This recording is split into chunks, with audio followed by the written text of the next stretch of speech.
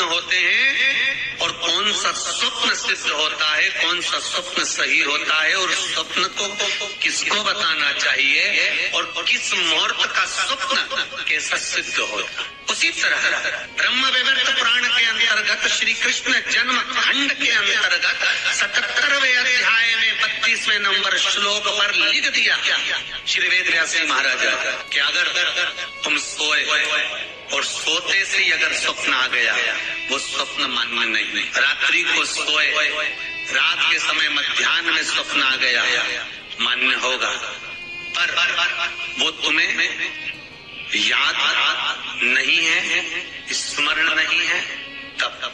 और फिर कहा ब्रह्म मुहूर्त में अगर आपने कोई स्वप्न देख लिया और स्वप्न श्रेष्ठ है, किसी से नहीं कहा, तो वो स्वप्न 2.5 महीना 3 महीने में सिद्ध हो जाता है, सम्मुख में प्रकट हो जाता है। स्वप्न की हाँ, स्वप्न में अगर सांप दिख रहा है, स्वप्न में सर्प नजर आ रहा है, पान का पत्ता, तांबुल पान का पत्ता, उस पान के पत्ते पर एक लाल चंदन से सर्प बना और सर्प बनाकर उसका शिव मंदिर में स्पर्श कराकर बहते पानी में छोड़कर आ जाइए, सर्प दिखना बंद। स्वप्न में कभी नहीं दिख सकता सर्प का। आज भी नियम है, शिव जी की बारात निकली थी, सामने से आरती आई थी, तब शंकर की बारात निकली थी। हिंदू धर्म की रीति है, आज भी आप कोई अच्छा काम करने जा रहे हो, सामने से अगर मुर्दा आता दिख जाए, आरती आती दिख जाए, समझ लेना तुम्हारा काम सफल हो जाएगा, तुम्हारा कार्य सफल हो जाएगा। समझ लेना आज भी नियम है, सामने से मुर्दा आते दिख जाए तो कार्य सफल है। दिन में देखा हुआ स्वप्न कभी सिद्ध नहीं होता। स्वप्न में किसी मरे हुए व्यक्ति को देख लो, समझ लो कि आज कोई अच्छा काम होने वाला है। किसी अपने व्यक्ति को मरा हुआ देख लिया, समझ लेना उम्र बढ़ गई। तो इसका मतलब ये नहीं है कि तुम शमशान के पास घर बना लो। हाँ, तुम्हारा क्या भरोसा, तुम सोचो सीवर वाला महाराज बोला है कि मुर्दे को देखो तो काम सफल होता है। तुमने कहा अपन मकान ही शमशान के पास बनाएंगे, अपन तो प्लाट ही में कर देंगे, तो वहां से रोज आता जाता मुर्दा ही मुर्दा दिखेगा।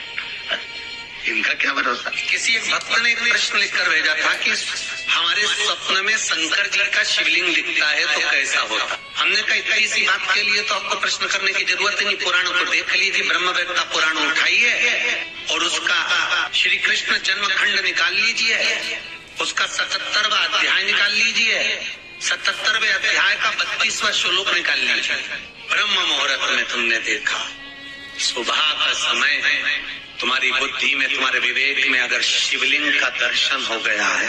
जिस बच्चे ने प्रश्न करा है, अगर वो कथा सुन रहा हो, वो कह रहा था कि हमारे गांव में लाइट नहीं रहती तो टीवी नहीं चलती, इसलिए मोबाइल पर सुनते हैं। तो मोबाइल पर अगर सुन रहे हो बेटा तो ध्यान करना कि अगर ब्रह्म मुहूर्त में शिवलिंग का दर्शन किया है तो जिस कार्य में आगे बढ़ोगे उस कार्य में तुमको मात्र 3 महीने में सफलता प्राप्त हो जाएगी। अगर शिवलिंग का दर्शन, शिवलिंग का दर्शन मात्र चाहे स्वप्न में हो चाहे हकीकत में हो, जीवन की सफलता देता है, वो सफलता प्रदान करता है। शिवलिंग का दर्शन अगर स्वप्न में भी कर रहे हो, शिवलिंग का दर्शन आप अगर हकीकत में भी कर रहे हो, वो आपको फल देगा। नाग नागिन का जोड़ा ही ऐसा होता है, पति जाए तो पत्नी बदला लेती है, पत्नी जाए तो पति बदला लेता है। इसलिए हिंदू धर्म की रीति है, गाड़ी के नीचे हाथ में किसी भी रूप में अगर आपसे सर्प मरा है, सर्प की हत्या हुई है, या आपने किसी के द्वारा सर्प पकड़ाकर छुड़वा भी दिया है,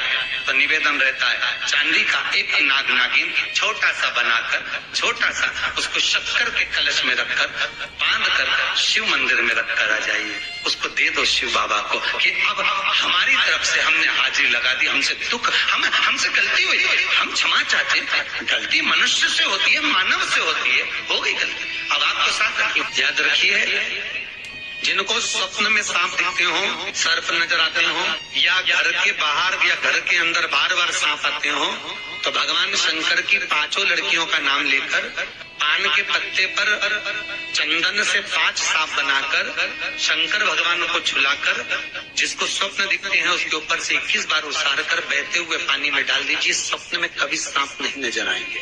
जिनको रात में नींद नहीं आती हो, टेबलेट खाकर सोना पड़ता हो, रात भर नींद नहीं आ रही हो, कुछ मत करो, सोने के पहले भगवान शंकर की 5 लड़कियों का नाम 11-11 बार ले लो पलंग पर जैसी पड़ो वैसी 11-11 बार नाम ले लो, आपको टेबलेट खाने की जरूरत नहीं पड़ेगी। ऐसी नींद आएगी कि सुबह 6 बजे भी उठना बड़ी मुश्किल से उठोगे तब उठना पड़ेगा, ऐसी चक नींद आती।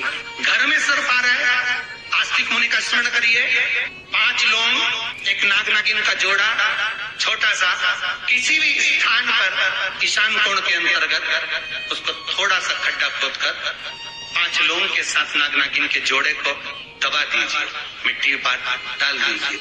घर में जब नाग नागिन का जोड़ा आप दबाएं तब आस्तिक मुनि का नाम लेकर दबाएं, माँ मनसा का नाम लेकर दबाएं, जो नागों की बहन है, उस मनसा देवी का स्मरण कर कर उसको डाल दी। आज भी हमारे यहाँ हिंदू धर्म नीति है, जब पहला कालम नए मकान का पहला कालम जब भराता है उसमें तांबे के कलश में नाग नागिन रखकर, कमल गट्टा रखकर, अमरबेल रखकर, थोड़ी सी सरसों रखकर उसका पूजन कर पहले कालम के अंदर जो पहला कालम भराएगा, कट्टे का पहला जो सरिया रखाता है, कालम भराता है, वास्तु पूजन के हिसाब से उसमें रखा जाता है। और वो तो वो उसके रखने के बाद भी जब मकान का मुहूर्त होता है तो वास्तु पूजन में नाग नागिन का जोड़ा रखाता है, वो भी उस मकान में कहीं ईशान के अंतर्गत उसको दबाया। कोई इसलिए कह देते हैं यहाँ पत्थर मत लगाना, यहाँ टाइल्स मत लगाना।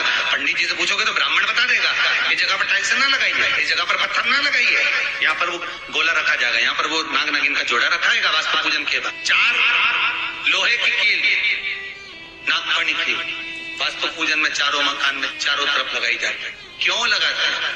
कि कोई दोष हुआ हो, कोई जीव यहाँ रहता हो, सर्प का निवास हो, अगर मकान बनाने में टूट गया हो, किसी का मन दुखा हो तो वो मन ना दुखे।